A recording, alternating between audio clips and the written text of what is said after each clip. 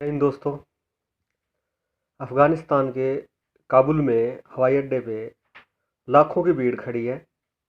और ये लोग जो हैं वहाँ से अब निकलने के लिए रास्ता देख रहे हैं। ये होता है धर्म का हाल, धर्म के अंधों का हाल। इस आसमानी किताब ने जो है पूरी दुनिया के अंदर जो है इंसानियत को खून में डुबो रखा है। और अब वहाँ कोई रास्ता नहीं मिल रहा है। काबुल में गुरुद्वारे भी हैं और साथ ही सिख परिवार रह गए हैं वहाँ। और इंटरनेट पे उन लोगों का जो हाल है वो सबको पता है। पाकिस्तान में तो यहाँ तक है कि सिख और जो हिंदू हैं उनको लाशें भी जो है जलाने नहीं दी जाती। उनके जो मर जाते हैं परिवार में उनका अंतिम संस्कार करने के लिए भी दिक्कत होती है। इतना बुरा हाल है हिंदुओं का, सिखों का वहाँ। और ये होता क्यों है? धर्म जो होता है ना, जब इंसान उसको व्यवस्था से, देश से, इंसानियत से ऊपर समझ के बैठ जाता है तो उसका यही हाल होता है। यहाँ भी देखते हैं कि कुछ ये धर्म के ठेकेदार जो अपने जो चरित्र होते हैं वो दाढ़ी के पीछे छुपा लेते हैं, और जैसे ही इनको मौका मिलता है इनका करैक्टर बाहर आ जाता है। जो दो तीन घटनाओं में, जैसे मंदिर के अंदर रेप हुआ बिहार में, मस्जिद के अंदर 10 साल की लड़की, दिल्ली जो हर्ष विहार की घटना है शायद, और ये फिरोजपुर में गुरुद्वारे में एक मानसिक रूप से बीमार औरत को जो है उसने कपड़े उतार रखे थे उसके। ऐसा ही बुडंगपुर का कांड हुआ। तो ये जो जानवर होते हैं ना, ये एक बगुला भगत, जैसे हंस और बगले होते हैं दोनों ही सफ़ेद होते हैं, तो ये रूप भगत जैसा करते हैं, संत जैसा करते हैं, लेकिन इनमें संत तब ऐसा कुछ नहीं होता।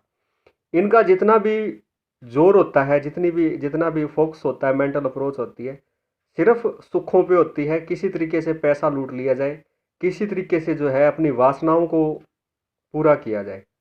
और इसके लिए किसी हद तक भी चले जाते हैं, जैसे आज इस्लामिक आतंकवाद है, तालिबानी है। तो वो एक विदेशी प्रॉब्लम है। मैं अपने देश की बात करता हूँ।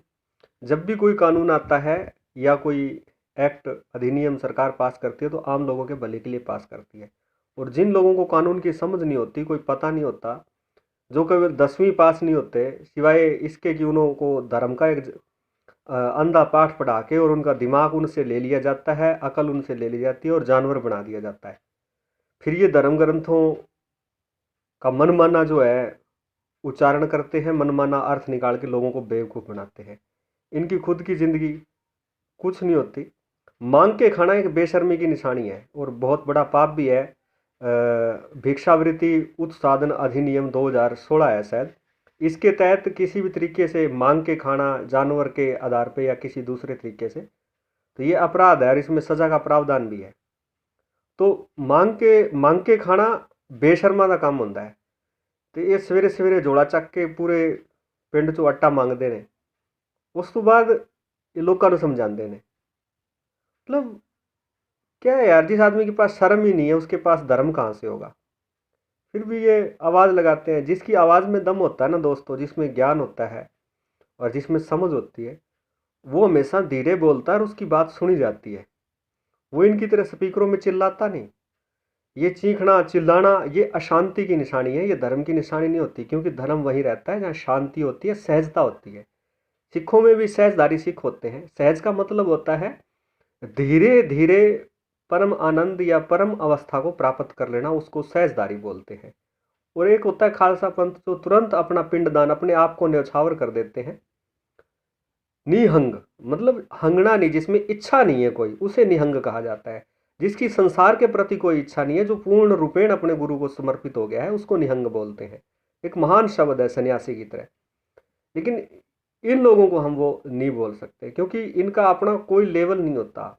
इनको सिर्फ चीखना होता है, चिल्लाना होता है, पैसे इकट्ठे करने होते हैं, दाने इकट्ठे करने होते हैं, और कहीं ना कहीं थोड़ा बहुत इनका ये रहता है कि हम राजनीति में भी इनकी एक इच्छा रहती है। सबसे ज़्यादा सत्ता लोलुप या अधिकारों के प्रति ये जो लोग हैं भूखे होते हैं। तो इनकी ये जो भूख होती है, आतंकवाद के रूप में, चरमपंथ के रूप में, लड़ाई झगड़ों के रूप में, बूथ कैप्चरिंग वोटों के दौरान हम देखते हैं ये बाहर आती है।